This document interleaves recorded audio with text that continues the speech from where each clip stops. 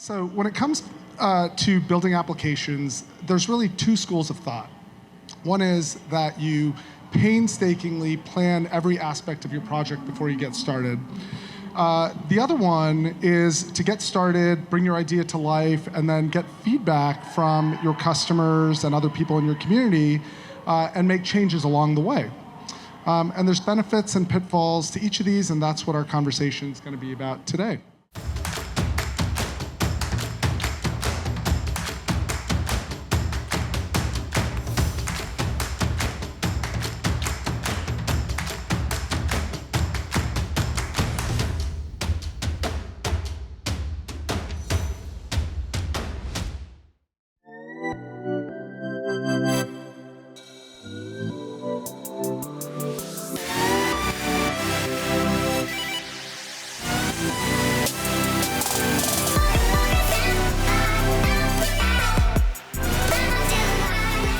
So I met Builder AI last year here at Silicon Slopes. I'm just walking by just like a normal vendor, and all of a sudden I see that they could build this app thing in just like Legos. And he's like, look, in a matter of a minute, do you want to watch me build your app? And I was like, what do you mean? And he's like, do you have an app idea? And I was like, I do.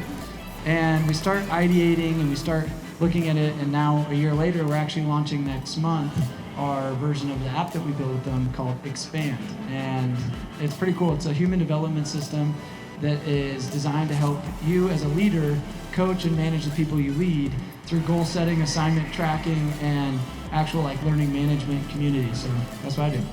Hi, I call myself the technology ambassador for the people, as I am the nerdiest person that I know, but I also know how to talk to people, and I'm not scared of a microphone. I've been holding this thing for 3 days, just waiting to turn it on. I'm the chief technology officer of a company called Sirhands. Anybody here ever watched the television show $1 Million Listing on the Bravo network before? My boss is Ryan Sirhan, who was the star of that show for about 9 seasons. I've been with him for all 9 years. And we do a bunch of different things, including media production. We produce between 10 and 20 pieces of video content per day for all the social channels for our 5 million plus followers, in addition to creating online sales education courses for the countries, 110 countries around the world that we've sold the courses in addition to being the luxury real estate brokerage that is taking Manhattan and the Hamptons by storm. We even just last week put the penthouse of Central Park Tower on the market for $250 million. It is the most expensive listing in the United States. And I'm in charge of all the technology decisions and making sure that nothing breaks, so business dad is happy that things run good. I bought a company called Vanilla about 4 years ago. It's a texting platform. And my logic was it was producing about $5,000 a month, and I paid $100,000 for it. So I'm like, oh, that's a great return on my money. You don't think, like, as a visionary and entrepreneur, you're not gonna look at this thing and just leave it alone. So what do? The customer says, hey, I wanna have this, and I wanna have this, and I wanna have this. And then you're spending thousands and thousands of dollars like every month just trying to pivot, add, and this feature, and this feature, and this feature. So it's like, if you think, oh, I've gotta have this whole thing mapped out before launching, and this whole, I'm gonna have this plan and then launch. The reality is, once you launch, you start putting it in a market, and every customer is going to say, well, does it have this integration? And does it do this? And what if it did this? And then all of a sudden you're like, hey, Dev, how long would that take? Heck, I did a project with this guy, Ben, right here, and every time I got, we get customers, I was a partner in this other CRM app that we did, and it was just so funny because he's like, yeah, in like 6 weeks I could have that little thing done. And it's just him sitting there developing it, and it's like, and I have a list of 1,000 other priorities. And so what's cool about and that's why I like this approach with Builder AI is it's like, I'm like, hey, I want milestones. Here's MVP 1, here's MVP 2, MVP, I have already the 5 versions of my app built out, and we're launching the first version next month. But it took me a while to design everything out, but every time you start designing something, you see another thing that you want, and you're like, oh, can it do this? And they go, that's another feature. And then That sounds like Alex. That's another feature. But the cool part is I know exactly what it would cost, and I know the timeline it would take to do that. So for us, it was the ability to create multiple versions of the same app. Like we have one of the proposals we got in the beginning was we had 6 different versions about the 6 different ways that we had ideated that we were able to confidently make a decision based on playing with a full deck of cards versus previous efforts at moving forward with different kinds of development. We just didn't have that security and certainty around the process that was like, all right, CFO, this is going to be a great use of this or a great use of that, or hey, marketing, get ready for a campaign that's going to be ready to grab the baton at this specific time. And now we do, which has been great. When I'm building a custom house, in your head, you're like, I kind of know the price of fridges or flooring. I could go to a floor store, or I could go look at what a toilet would cost. I kind of know.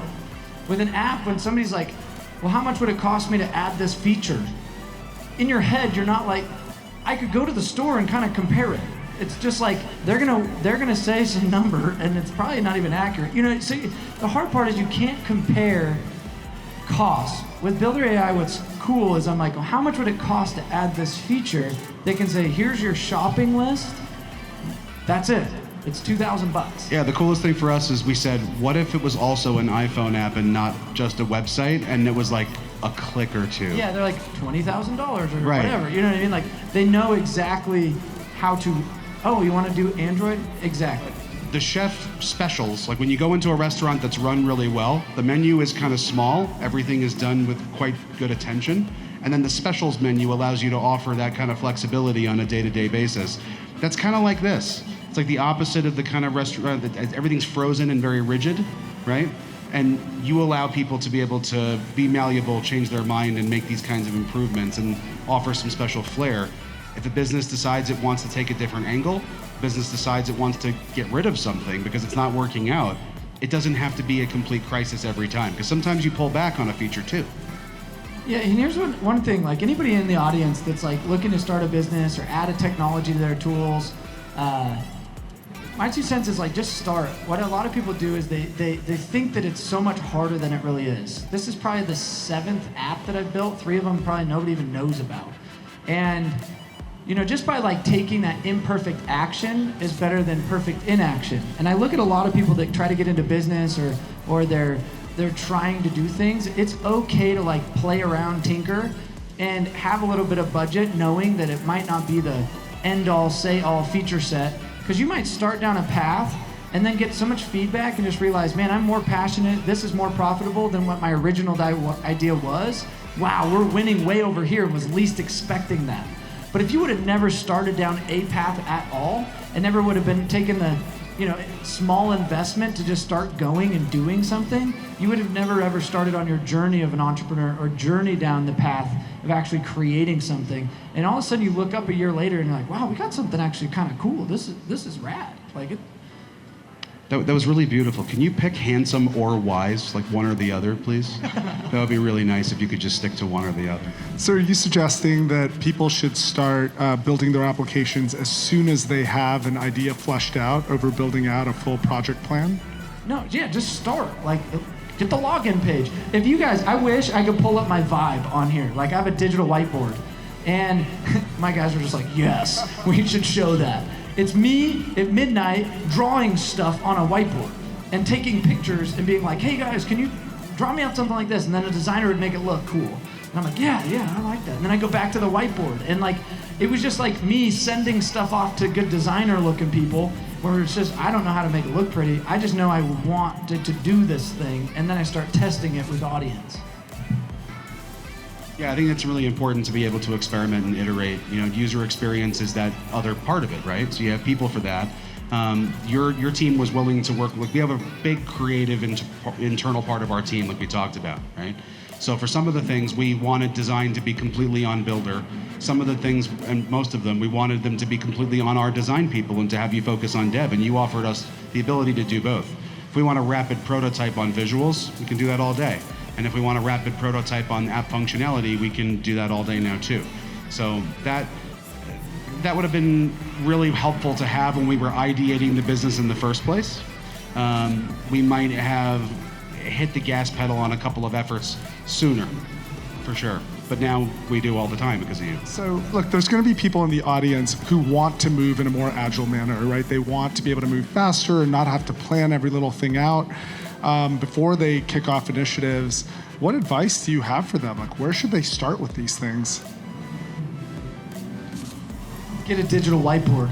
No, I'm serious. Like, I think that the one's ability to just start drawing it. Like, I think that a lot of people think they need to be a designer, or they need to be this great business owner. Like, all of a sudden you start drawing stuff on a whiteboard and then running it by smart people and saying, what do you think? What do you think of this? What do you think of this? Most people can understand your concept when you draw it on a whiteboard. They're like, oh yeah, they can visualize, if this looked cool and did what you were saying on the whiteboard, I'd buy that, or I'd use that, or the market does need that. And I think that's your first start, is like, build your app on a damn whiteboard and then start, you know what I mean, and then start doing stuff. Yeah, I would agree with that. I don't think that there are necessarily always, okay, I don't want to generalize here, okay? I don't always hear an app idea that's amazing. There's a blend. Some ideas that I hear are good, some ideas that I hear are bad. But you miss 100% of the shots you don't take, right? The great one, Gretzky, of course, started that whole thing. To me, I think the reason a lot of apps don't happen is they're not talking to the right people, right? I've heard people say, yeah, I got a quote for that once and I didn't do it because it was like astronomical, or I didn't have enough confidence, or my business plan, you know, I couldn't get investors to be confident in something because I didn't have, you know, the backing, security, and certainty that the way I was going to go about it, the person who I was going to use didn't have the credibility in their mind and they didn't think it was a safe bet. So a lot of things don't even get off the ground, when sometimes it's all about making sure that you've got that other approach. You know, take the big risk. If you have big ideas, why are you keeping it to yourself? I've talked to a lot of people that say, yeah, I've been thinking about this thing for years, I just never did anything about it. Well, maybe you're talking to the wrong people and should be speaking to somebody who can make it easier for you.